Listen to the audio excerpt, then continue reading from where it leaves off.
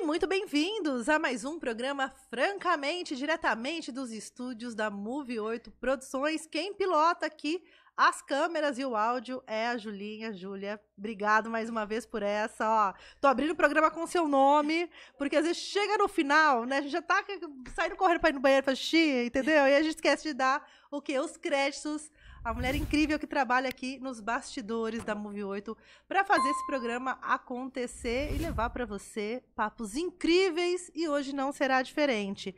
Lembrando que o Francamente está no YouTube, no Spotify e todas as plataformas de áudio e vídeo aí das internets, e também pela Rádio Difusora todos os dias a partir do meio-dia, todos os dias de segunda a sexta, né? Sábado dá uma tranquilidade aqui para pessoa, que a pessoa também precisa trabalhar, né, gente? É isso.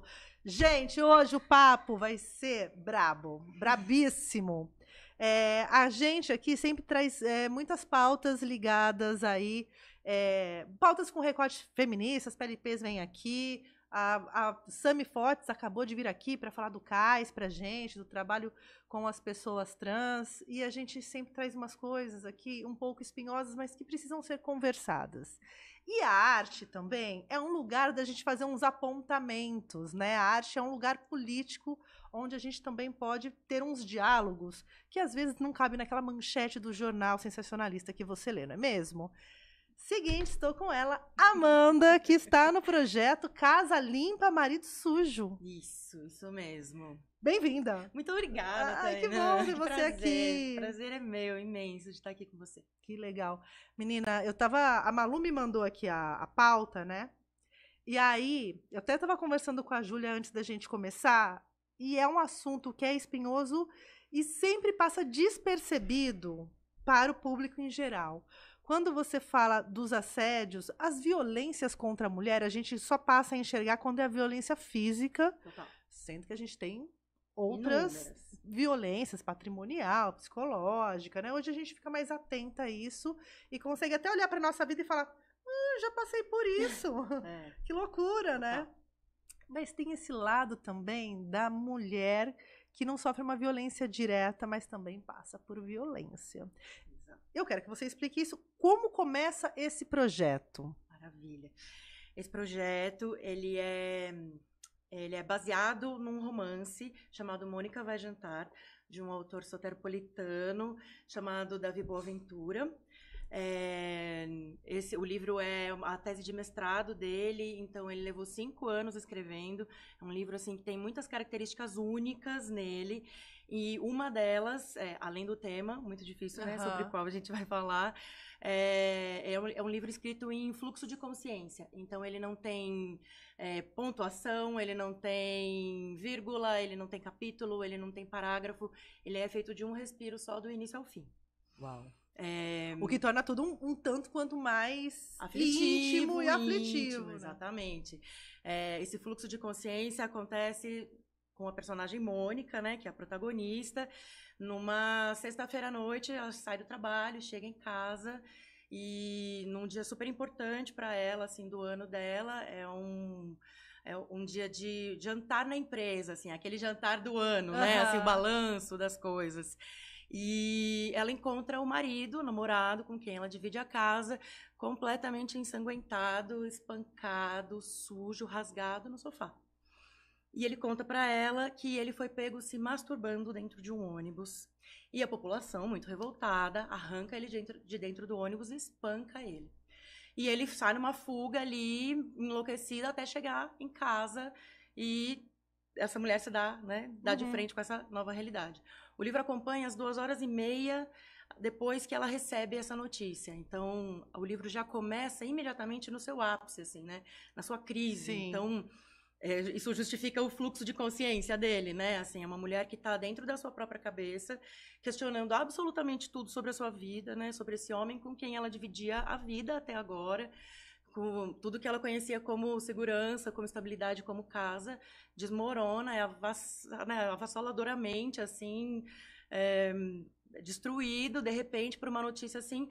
Mas, ao mesmo tempo, tem a situação de que ela não tem vestígios dessa violência em si. Então, a gente fica nessas 2h30 num vórtice de loucura para dentro e para fora, e de muitos questionamentos, de muita dúvida e muita dor, com isso, né? Lidando com esses fatores, assim, né? Essa violência absurda que ela sofre porque ela é atravessada intimamente por um crime desse. E aí, a mulher que muitas vezes a ela é atribuída a culpa da violência que sofreu, né? Você já tem esse lugar de atravessamento, né? Onde a vítima é sempre culpabilizada. Começa desde aquele lugar, mas que roupa que tava, que horas que tava, né? A gente acabou de ver aí um caso absurdo da menina que pega o Uber joga, e aí vai um cara, leva pro mato, estupra, enfim. Então a mulher não tem proteção, né? Em instância nenhuma. E ainda tem essa questão, essa construção social, onde tudo que acontece com a mulher é culpa dela mesma, porque ela mereceu, o que ela fez, o que ela falou, enfim. E esse lugar, a gente vê o número de feminicídios subindo. Saiu agora, alguma revista, não sei, publicou os índices, né, de feminicídio, porque foi dia 7, foi o dia da Lei Maria da Penha, né? Isso. E aí saíram os índices mais ou menos atualizados, falando de feminicídio, do estupro de vulnerável. Sempre esse número subindo. Sim. Isso quer dizer o quê? Quer dizer que mais pessoas denunciam, né? Ou quer dizer que a gente está muito aquém ainda de saber o número real, né? Quantas mulheres não denunciam, justamente porque, né? Muitos fatores. O quão estigmatizada eu vou ficar, o quanto disso é culpa minha, como a sociedade vai olhar para mim. E esse lugar da esposa desse estuprador, desse abusador, a gente nunca pensa nela, né? Exato, Eu falo sempre, né, desde o começo do projeto, para todas nós envolvidas, que o trunfo do projeto é isso, é esse tema. É esse ponto de vista que é pouquíssimo ouvido, né? Quando a gente tem aí um relato de um abuso, de um assédio, a gente tem sempre ali, né, o ponto de vista da vítima, e quando temos ali do abusador, do acusado, mas nunca de quem está em volta, né, dessa situação, e que é tão afetada quanto, né, nessa situação. Da companheira, de filhos, né? Porque muitas vezes o abusador é um pai de família, é um esposo. O clássico. Inclusive é um clássico, né? A gente vê os índices, quando a gente fala das violências, é sempre alguém de casa, ou muito próximo da casa, né? Exatamente. A gente sempre fica nessa coisa, não, é uma pessoa aleatória que passou, viu. Ou então isso, né? Um monstro, né? Escondido, assim, que não existe, que né? Que vive às sombras. Não, a pessoa que você conhece. Uma pessoa que trabalha com você, uma pessoa que convive com você, né? Tá dentro da sua casa, né? Muitas vezes.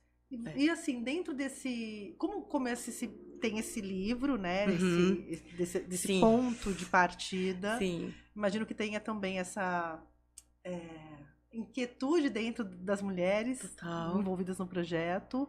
E como começa a pesquisa para o projeto, né? De ouvir mulheres, chegaram a ouvir mulheres. Como que foi esse mergulho na construção do projeto? Sim, a gente entendeu que, como eu disse, né, o trunfo da coisa era falar disso, era falar dessas violências que, mesmo quando não atravessam o nosso corpo, não chegam na gente fisicamente, né, assim, ainda assim destroem a nossa vida, né. Então, a gente começou a se questionar de como a gente não tem quase relatos disso, de como essas pessoas não são ouvidas, de como essas mulheres muitas vezes podem viver ali em situações, né, de vulnerabilidade, nem se tocar disso tudo, né? E aí a gente entendeu que o livro em si era também um recorte, né? Mônica é uma personagem que tem ali um emprego fixo, que mora num apartamento próprio, tem carro próprio, né? Que tem um recorte social ali também, né? E que a maior parte das violências, estatisticamente, não tá dentro desse contexto, né? Tá num contexto de maior vulnerabilidade, assim. Então, a gente entendeu que a gente precisava ouvir mais gente para falar sobre esse tema, para mais mulheres que possam ter vivido isso, não só com seus companheiros, também é justo dizer que muitas vezes é isso, é um filho que comete um crime desse, é o filho que bate na esposa, né? Como essa mãe, né, lida com isso. Então, assim, são os homens, né, à nossa volta que cometem invariavelmente violências aí na sim. vida. E como isso acaba chegando... Oi, amiga. Oiê, bem-vinda! Quer sentar-se aqui? Já? Tá bom. Entendemos que precisávamos ouvir pessoas, mais pessoas. Para isso, pensamos numa estrutura de trabalho que envolvesse tanto profissionais quanto pessoas do público de várias áreas artísticas e de contextos sociais, para trabalhar em torno das mesmas condições, restrições, técnicas e temáticas. Então, assim, nós trabalhamos num esquema de residência artística, é bastante importante dizer isso. É um sistema de produção ainda muito inovador na cidade, né, que quase não existe, que as pessoas quase não fazem, essa coisa de uma pesquisa em residência, né, onde todas as ações do projeto acontecem num mesmo espaço, com uma mesma equipe, num mergulho mesmo de pesquisa continuada, né. Fazer uma imersão mesmo naquela pauta, porque aí eu acho que você também tira os ruídos externos, né, que possam vir a acontecer e consegue ficar 100% imersa. E cria um ambiente seguro, né, Sim. para que as pessoas, para que as mulheres consigam falar de assuntos que são tão difíceis no caso das artistas envolvidas, que consigam desenvolver a sua pesquisa, né, com a certeza de que há uma continuidade para aquilo. Sim. Nossa primeira ação pública foi uma oficina, onde a gente também fez uma parceria com as PLPs, fez uma parceria com o CAIS, com a SAMI. Maravilhosa, incrível, deram um super apoio, amigas, muito obrigada. Gente, aliás, esse movimento acontecendo em Jundiaí, um pouco dessa construção da Sami Fortes, que vem fazendo ao longo da vida. Maravilhosa. Com o advento do curso de PLPs em Jundiaí, eu sou PLP, sou da segunda turma, aí é uma coisa que... Maravilhosa. Chora em posição fetal, né? Porque é muito atravessador aquilo. Só de falar já fico emocionada, né? Porque é um negócio muito forte aquilo, né? E entender esses recortes. Você falou, a Mônica, por exemplo, era uma mulher que tinha uma independência financeira, uma estabilidade, né? A gente comentou aqui, passou rapidamente sobre a violência patrimonial, mas... Quando uma mulher sofre uma violência, as pessoas perguntam, mas por que não sai? Porque é mulher de malandro, porque gosta de... Porque isso foi criado. Claro. Eu cresci ouvindo isso, tem 42 anos, eu cresci ouvindo mulher de malandro, mulher de... E aí tem essas questões, né? Mas vai pra onde? Pra onde? E sai como, né? Ou então deixa tudo que construiu pra trás, né? No caso de uma mulher, né? Que tem ali algum tipo de estabilidade. Exato. Não, sai da sua casa e deixa o cara lá. Exato, né? Exatamente. E não que ordem de restrição funcione neste país, né? A maioria dos casos de feminicídio tinha uma ordem de restrição lá posta. Exato. E mesmo assim a mulher foi assassinada por um ex-companheiro, enfim, tem todos esses... Exatamente. Então, e aí foi nessa oficina nós temos uma oficina de autoficção, que foi orientada pela Tatiana Ribeiro, que é a dramaturga do nosso projeto, responsável por basear ali, se basear no livro, mas construir a nossa própria história, né?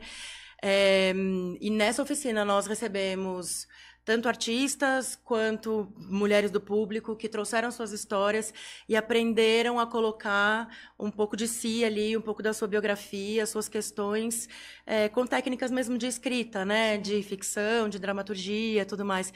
Ali foi o nosso momento de abertura, assim, do projeto. Isso. Essas mulheres que chegaram nas oficinas, vocês divulgaram, estava aberto para qualquer pessoa, teve uma curadoria...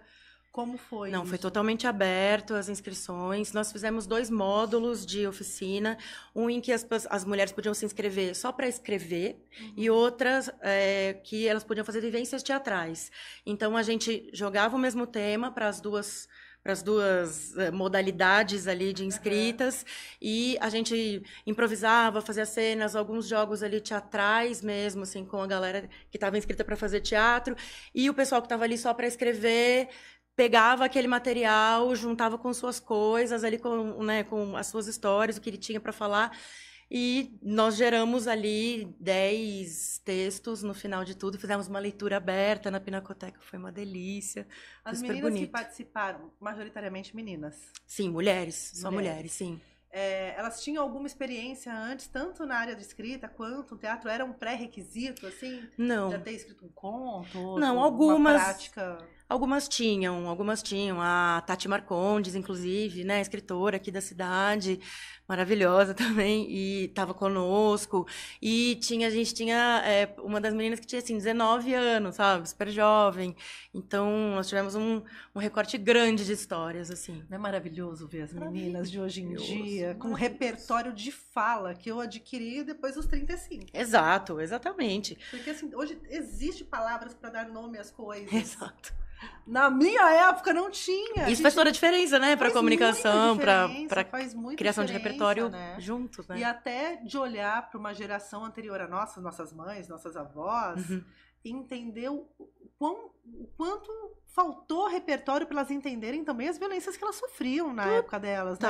Porque é muito fácil pra gente agora que está armado até os dentes, informação, ficar julgando, né? Total. Esse também é um exercício muito difícil de fazer dentro de casa, né? É um exercício imenso e em situações, né, de violência, assim, especialmente essas violências que não são, né, tão ali, às vezes, né, escancaradas, assim. Porque mas toda vozinha tem uma historinha ali de violência, seja da forma que casou, seja da forma que os filhos foram concebidos. Total. Né? Parto, é sempre uma história de violência. Nossa, violência obstétrica, então, menina.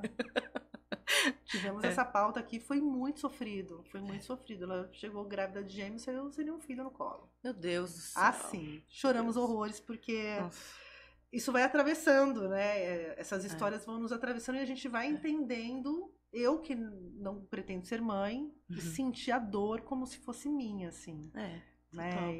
E a gente passa a ouvir. Quando a gente tem repertório, a gente passa também a ouvir melhor as histórias, né?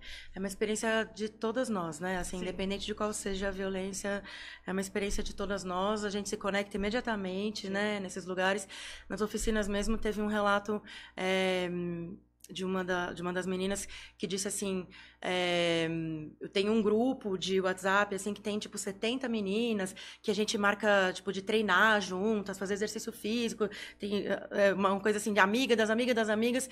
Ela falou, e toda vez que tem algum assunto, assim, nunca é as 70 meninas que engajam no mesmo assunto, ninguém tá sempre, assim, as 70 conversando. Um dia, uma delas relatou uma violência e foi a única vez que todas as 70 responderam. Eu passei isso, eu passei isso, eu passei isso, eu passei isso. A gente ficou com muito com essa informação na cabeça, assim, de que é isso.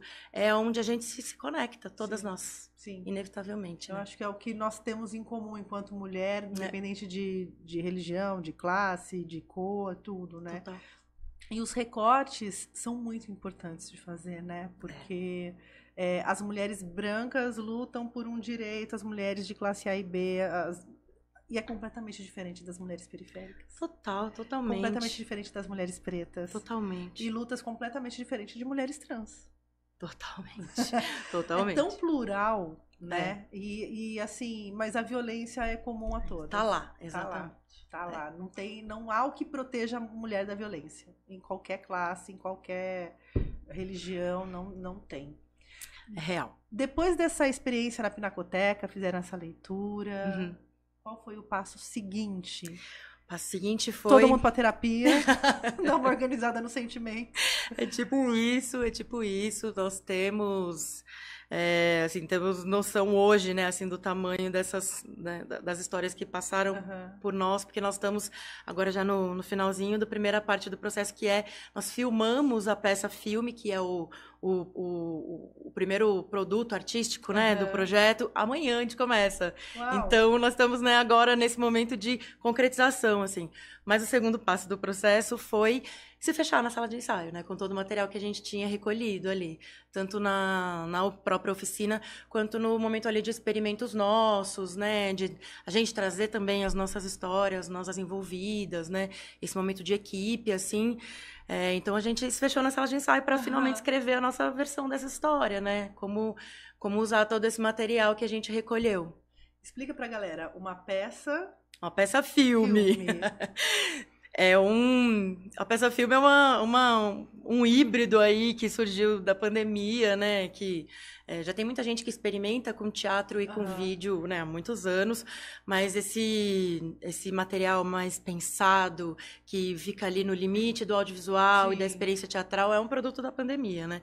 E é um dos resultados desse nosso processo. Eu lembro de um filme que chamava Dogville, Exato. que também que é uma violência ali, Super. né? Aquele filme é bastante... Uma das nossas grandes referências no projeto também, porque é isso, é esse lugar de ambiência teatral e de fluxo teatral mesmo, de intensidades teatrais, com o olhar específico da câmera, né? Então... A câmera mais como como um auditório ali, como plateia até, prestando atenção. Também, mas é isso, a gente tem, eu acho que o que a gente entendeu agora, depois da pandemia, né, as pessoas de teatro que se viram obrigadas a aprender, né, a lidar com isso. Todo mundo pro audiovisual agora. Todo mundo, não sei gravar, não sei editar, se vira, exatamente. E, acho que o que a gente entendeu é que a câmera pode ser aliada, né, exatamente nisso, no recorte do olho, né? Então, no teatro a gente tem um espaço ali, né, aberto, comum a todo mundo, que a gente recorta com a luz, né? Sim. E a luz é foto audiovisual, né? Então, assim, como fazer essas fotos que a gente cria no palco, no audiovisual, e como ainda manter, ainda assim, a experiência teatral, a intensidade da coisa, esse lugar que é extra cotidiano, assim, né? Que se permite experimentações e tal. Então, é isso. Começamos amanhã nossas filmagens, estamos na reta final da coisa. E quais as expectativas, assim? Quantas pessoas estão envolvidas agora neste processo da peça-filme? Menina, é mulher, viu? Tenho muito orgulho de dizer que somos uma equipe majoritariamente feminina. Incrível. Nós envolvemos durante o projeto todo 20 mulheres e agora, para os dias de filmagem, nós temos, além dessas 20, mais 10 mulheres em cena, no set, né? Fazendo toda a parte técnica, criativa, desde de estrutura de catering até a estrutura de iluminação, subindo fios. Cara, e isso é muito, muito maravilhoso, porque trabalho com audiovisual, sei lá quanto tempo, 20 anos. E aí não tinha muitas mulheres no set. Dominado, né? As mulheres, a mulher que faz maquiagem, a do figurino... A do catering. A da comida, acabou. É isso, acabou. As mulheres no set eram isso, assim, né? No máximo uma assistente de direção ali. Fotografia, alguma coisa.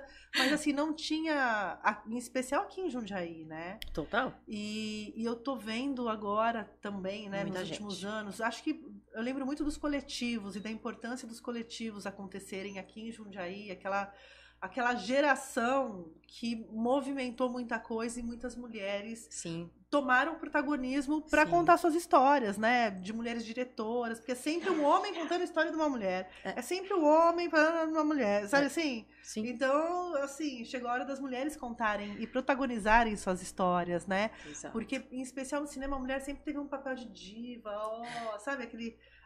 Hoje guerreira, né? Gente, não quero ser guerreira, não. Quero ser herdeira, tá tudo bem. Por favor. Estou cansada. Não é pra fazer Rambo, não. Exaustas. Mas eu vejo umas mulheres novas chegando e umas que estão se apropriando mesmo das ferramentas, em especial o audiovisual aí, para contar suas histórias, né? Assim, e isso muda...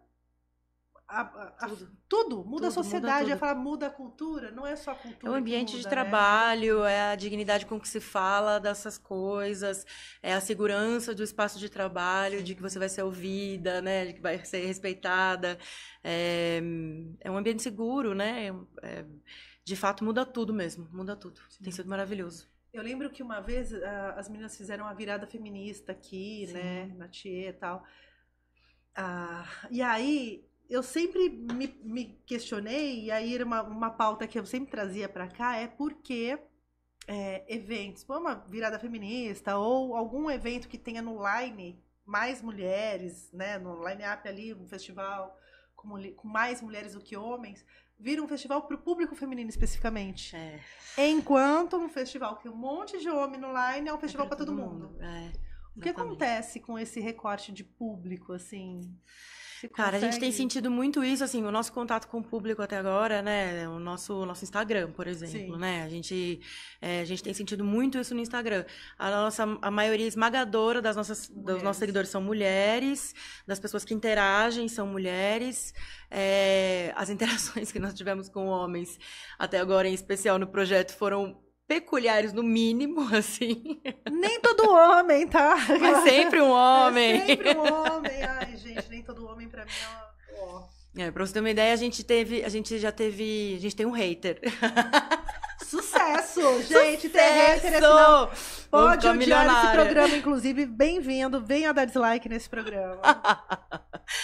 Nós temos um cara bastante dedicado a dizer que nós não ouvimos o lado masculino, os anseios masculinos dessa história. Vamos fazer entrevista só com abusadores aqui, é isso que vocês querem, gente? Não, isso? E assim, vocês só falaram até agora, sabe? Vamos ouvir, até agora, né? Desde que os dinossauros foram embora, só homem fala, gente. Vamos ouvir um pouquinho. Tá na hora de ouvir, né? É isso, a gente só... As trocas reais que nós tivemos até agora desse projeto são só mulheres mesmo, tá? É difícil, né? A coisa do nome já é um problema, assim, pra você ter uma ideia. Assim, todos os homens recebem o nome do projeto, todos eles fazem assim, imediatamente. Não, mas eu sou um marido limpo, não tá falando de mim. Eu ajudo em casa. Exatamente. Não, e um recorte que virou uma piada é o governo lançar uma campanha pro homem aprender a lavar seu próprio pênis. Ai, gente. Né? Então, se eles não tinham vergonha até agora, né? Sim. Por favor, tenham. Então, assim, marido sujo em vários aspectos. Imundo. Em aspectos básicos. Aspectos básicos da higiene, né? Exato, exatamente. Mas a gente passou aí por um período bastante obscuro, depois da Inquisição.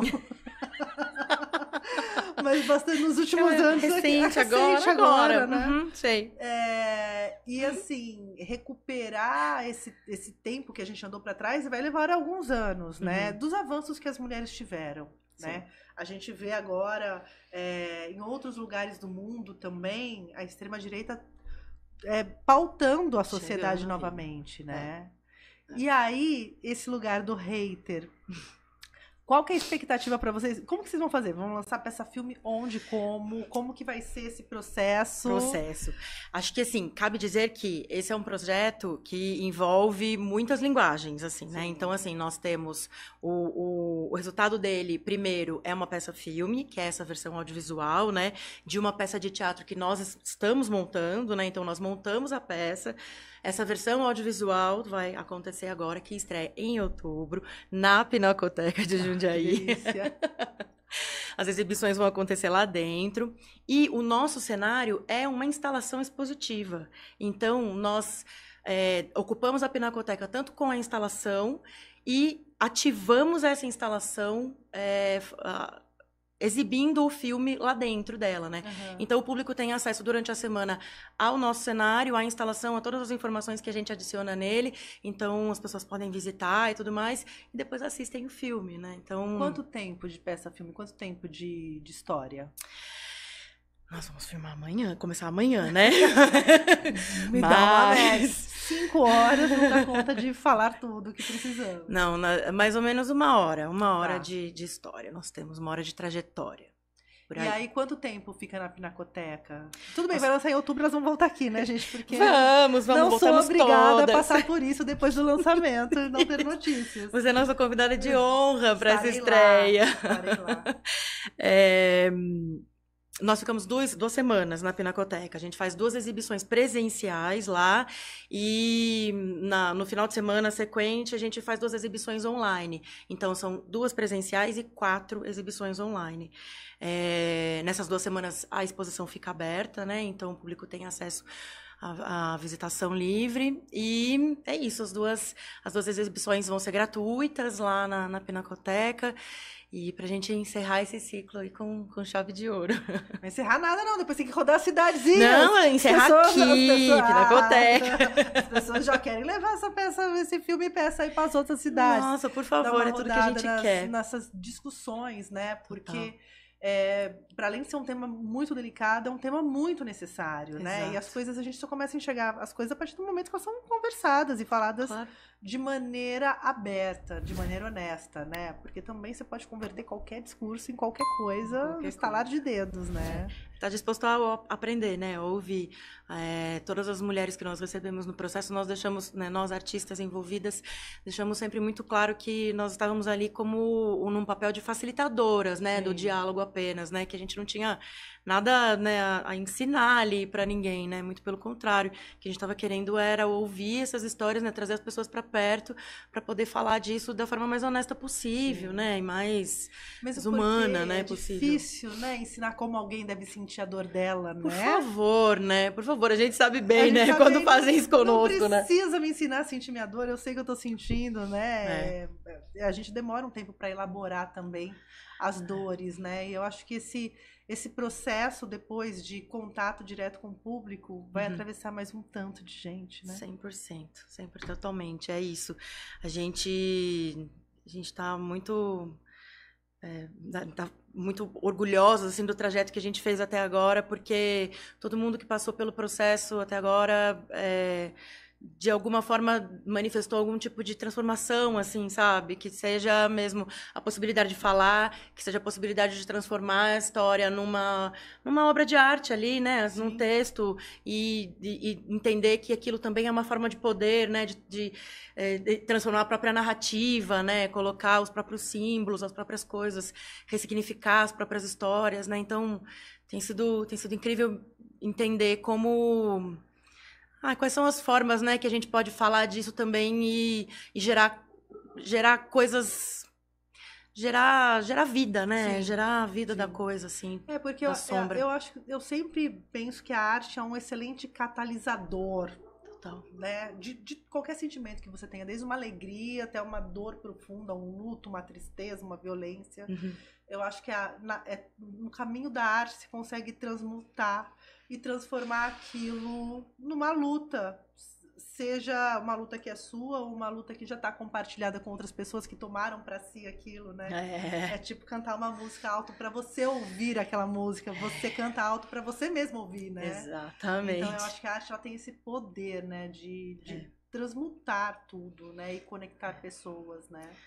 Hoje, olhando para o que a gente tem feito, né, assim, isso, né, às vésperas de concretizar esse primeiro processo, assim, é muito interessante ver como tem um pouco de cada uma das profissionais ali, né, Sim. não só nessa questão, né, pessoal e temática e tudo mais, mas como cada uma expressa isso através da sua própria arte, né? Como, né, através a da sua luz, técnica, a luz, o som, o figurino, tudo, né? O cenário, tudo conta uma história pessoal e da artista que está fazendo também, né? Então, tem sido maravilhoso.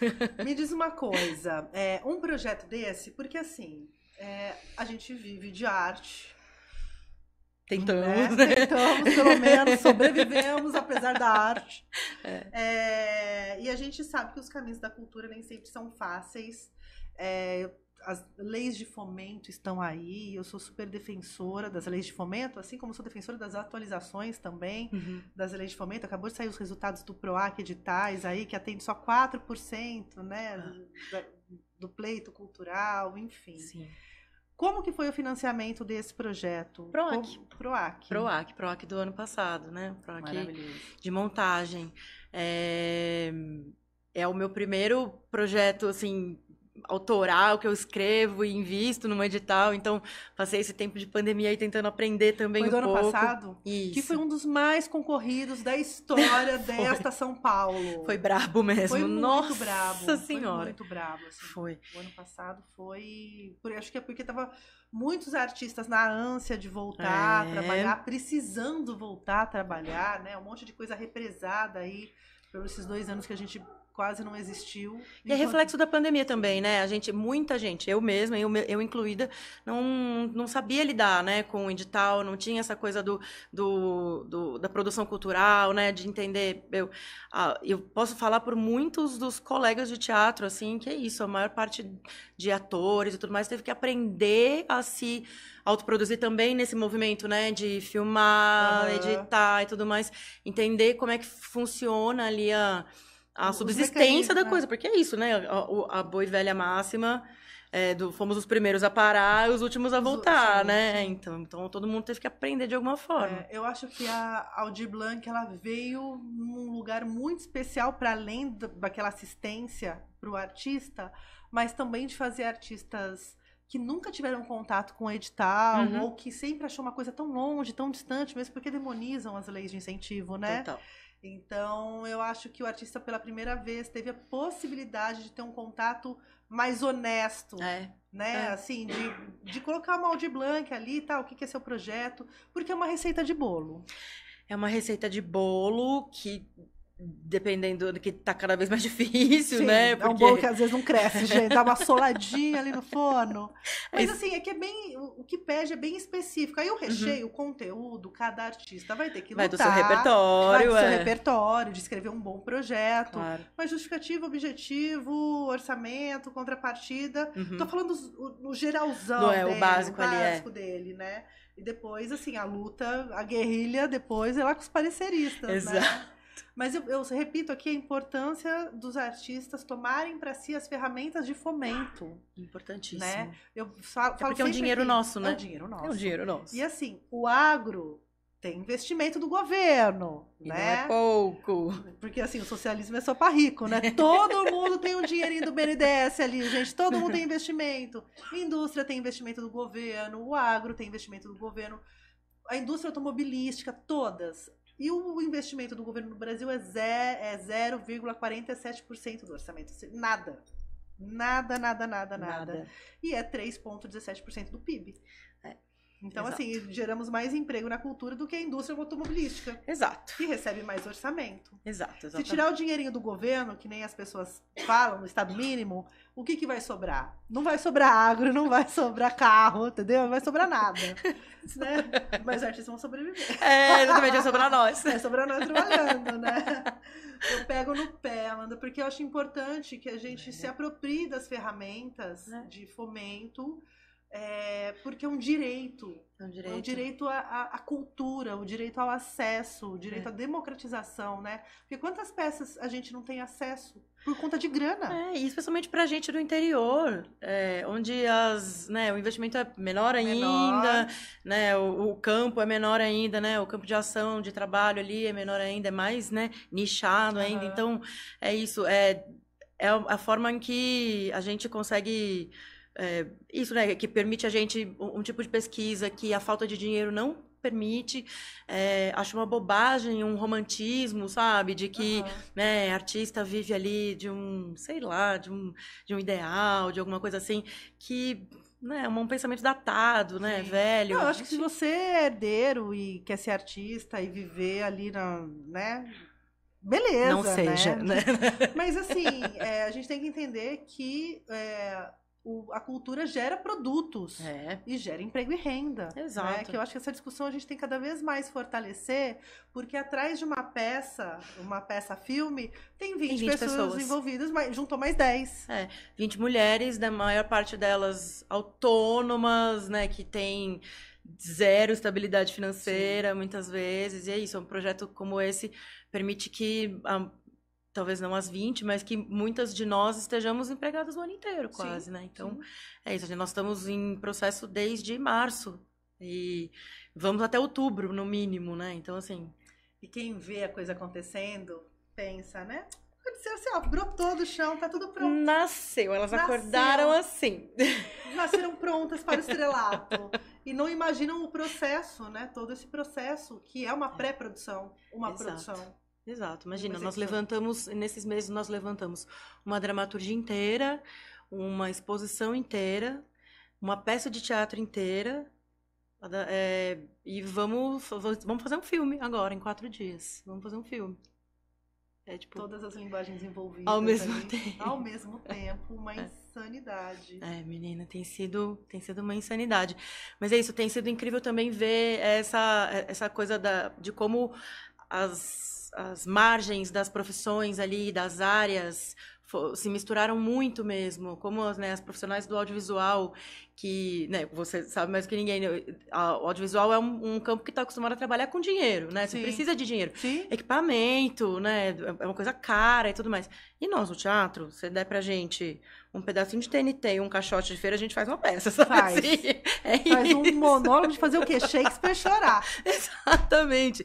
Então, é pra gente também um aprendizado, né? Assim, a lidar com tanto para os profissionais do audiovisual lidarem com orçamentos diferentes e necessidades diferentes e experimentações diferentes, e o teatro também, né? Aprender a se colocar no lugar de, né, não, eu preciso disso aqui para fazer acontecer, então a gente vai entender um jeito de financiar isso aqui para fazer isso aqui acontecer. É maravilhoso, gente. Exato. É maravilhoso. É maravilhoso.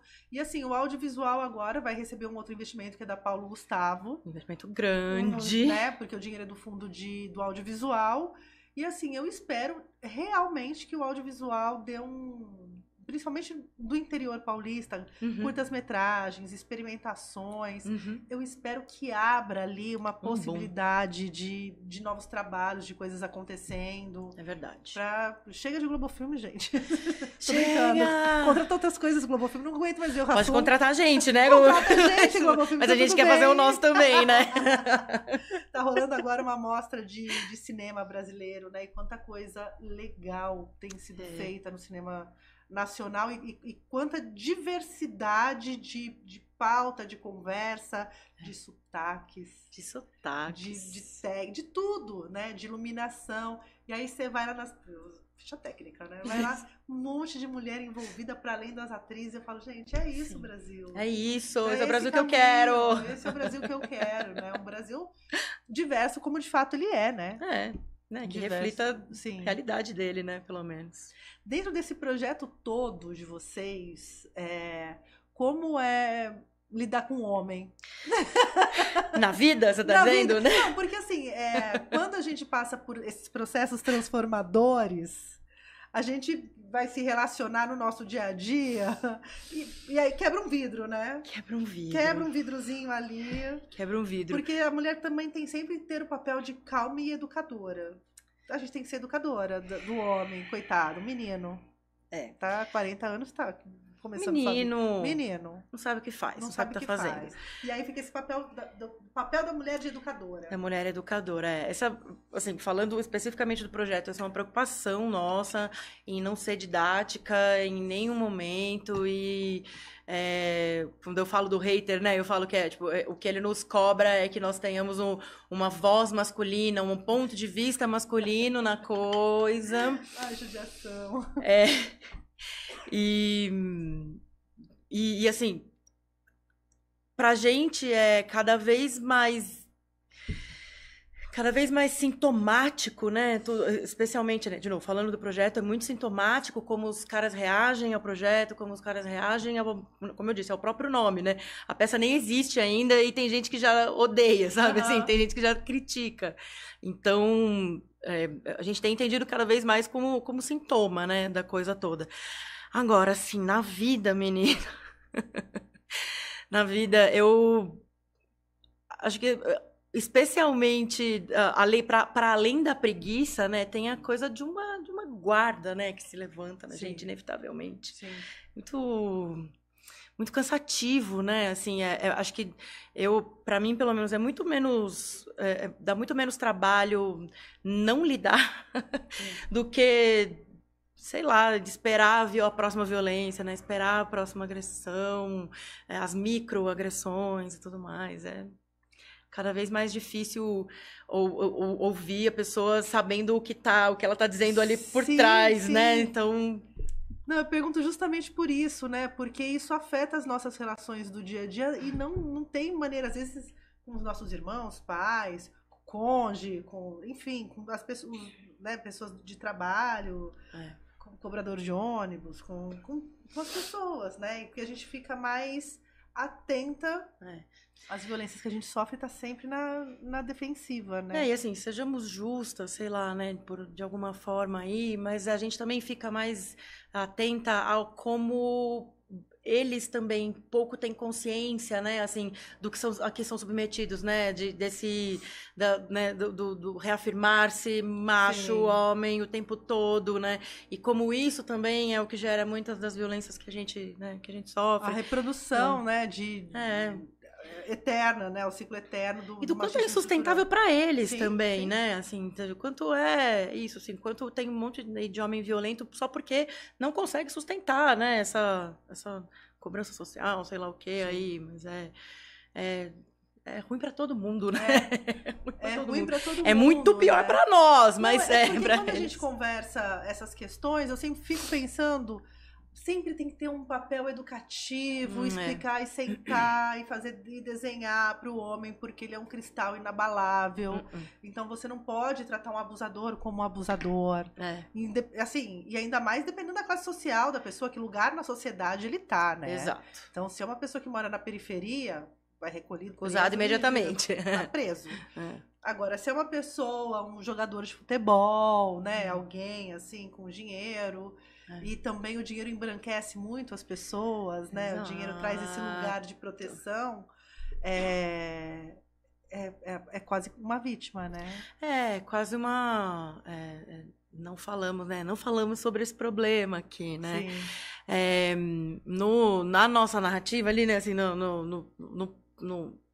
nossa dramaturgia ali, o homem, a gente vai dando sinais, assim, né? A gente, como eu disse, é importante pra gente não ser didática, muito pelo contrário, do mesmo jeito que o livro e que as histórias, né, que a gente ouviu ali, partem muito mais de uma sensação, né, e de uma experiência pessoal, assim, uma experiência de vida, né, mais do que uma didática, uma lição, alguma coisa desse tipo.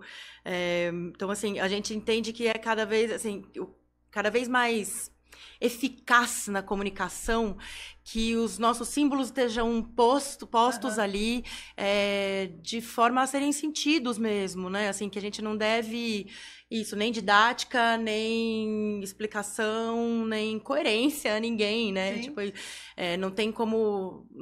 aquele mito da vítima perfeita, assim, né? Não tem não tem um jeito certo de reagir, né, a uma violência, não tem um jeito errado. A gente tenta, né, a gente se coloca nesse vórtice maluco que essa personagem sofre, porque ela passa por todos esses momentos, né, de se culpar, né, como a gente estava dizendo ali no começo, né, de tipo, será que fui eu que não dei uma atenção para esse cara, né, meu marido, por isso ele precisou fazer isso, até isso mesmo, de tipo, se as redes sociais vão saber, sabe, vão me cobrar, vão cobrar uma... Minha família, o que vai pensar de mim? Exatamente, se alguém filmou ele na rua, amanhã eu não tenho mais um emprego, sabe? Assim, eu vou ser demitida por causa disso. Então, tem milhares de aspectos ali desse vórtice, né? Que é viver uma violência e que é isso, no fim das contas, a gente não deve, né? Não tem como racionalizar a coisa muitas vezes, né? A coisa fica na gente como uma experiência, né? Na carne da gente, não tem como racionalizar, né? Me conta, vocês recebem depoimentos nas redes sociais, tirando o homem hater? Porque imagino também que as mulheres às vezes se dão conta ali como um grupo de 70 meninas. Exato, exatamente. Nós fizemos uma campanha no nosso Instagram, por sinal, @Casalimpa Marido Sujo. No Instagram. Agora, sigam. A gente tem uma equipe maravilhosa de comunicação que faz um trabalho lindo, tanto visualmente quanto tematicamente, muito relevante. Nós fizemos uma campanha chamada Não Foi em Mim, Mas Foi Comigo, para mulheres, né, contarem violências que mulheres à sua volta sofreram, né, e o que elas mesmas ali... Vou mostrar na câmera aqui, pode falando, que eu vou colocar bem na sua frente. Tá bom. Para que elas enviassem essas histórias pra gente, de violências que não necessariamente aconteceram com elas, né, o que atravessaram o seu corpo e que de alguma forma as afetaram, né, que chegaram até ela. E a gente recebeu histórias assim de muitos e muitos teores. E vão receber mais, né? A Marici, a Marília, a Kátia. A gente vai encontrando as amigas aqui. Exatamente. A Dani Suave também tá aqui. Que legal, quanta gente. Ah, a Dogville tá aqui. Aí. Demais. Nosso Instagram tem um pouco de tudo que a gente já fez até agora no projeto e agora a gente entra nessa nova fase aí, né, de pós-filmagens, então Sim. A gente começa a divulgar imagens da coisa já, né, já feita, tudo mais, então... Tem previsão de estreia na Pinacoteca ou vai deixar para outubro, mas tem uma data, assim? É na primeira semana de outubro, isso eu tenho certeza, é na primeira, a gente não tem o dia ainda certinho, mas é na primeira semana de outubro, eu tenho certeza. Gente, ó, recomendando aqui, Mônica Vai Jantar, do Davi Boaventura, mas recomendando, mais que recomendando, Casa Limpa, Marido Sujo, em breve, numa pinacoteca perto de você. Em todas mas eu elas. quero aqui que volte pra gente... Com certeza. Essa peça dá pra exibir só em áudio, por exemplo, se a gente quiser colocar numa rádio, assim, Menina, olha, só o áudio. vamos fazer uma versão meio podcastica dela, assim, Porque na encenada. pandemia eu recebi uma peça, eu assisti uma peça maravilhosa, que eu não vou lembrar o nome aqui agora, mas era um monólogo, uma mulher sozinha e várias músicas, e ela contando a trajetória, as Lindo. violências da avó, da mãe dela, não sei o quê, e Legal. mandei pra rádio. Eu quero essa Ótimo. indicação. Vamos. Quero. Vamos! Vamos! A gente faz o quê? A gente faz volta radionovela, entendeu? Nossa, volta que amor! teatro na rádio, é isso que nós queremos, essas histórias sendo Isso que eu quero. contadas. Lindo, O lindo. que já me pediram pra fazer historinha pra rádio, gente. Amiga, vamos fundo. Fazer. Pronto, a série pertinho de você. A pessoa já traz a pessoa aqui com segundas intenções, não é mesmo? A pessoa já vem aqui, ó. Pronto, você arrumou uma peça sonora pra si. Muito bem, gosto assim, entendeu? Invadindo todos os espaços, porque não há espaço vazio. Isso. E se o homem ficou bravo de ver na internet, vai ficar bravo de ouvir na rádio, de ver na pinacoteca, vai ficar bravo em todos os No espaços que a gente palco. ocupar. É Na isso. internet, tudo. É isso. Tudo. Gente, @ Casa Limpa Marido Sujo. Depois que lançar, a gente senta e conversa, você vai ter uma parte 2. Vou ter uma parte 2, mulher. Vamos Porque que vamos. isso aqui, menina, é pauta para uma vida. Pra uma vida. E não dá conta. Aí precisamos de mais vidas aí para dar conta. É verdade.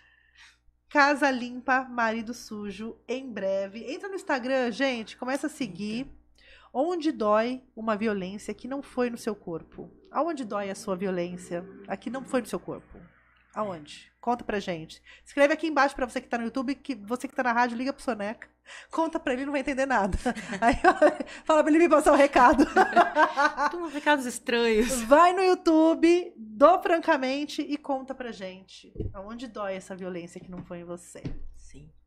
Gata, Mulher. obrigada demais. Você vai voltar, né? Você sabe? Com certeza, com o maior Gosto prazer do assim, mundo. O gosto maior prazer assim. do mundo. Nossa, demais, demais. Quero muito estar lá no dia da estreia da peça. Convidada Estarei de lá. honra. Gente, vou chorar, né? Porque eu sou uma pessoa que choro. Eu também. As coisas de violência quando eu fico passada. Isso aí vai brilhando. Mas assim, obrigada mesmo, e obrigada pelo trabalho, e obrigado por levar a luta pelo caminho da arte, que eu acho que é vital.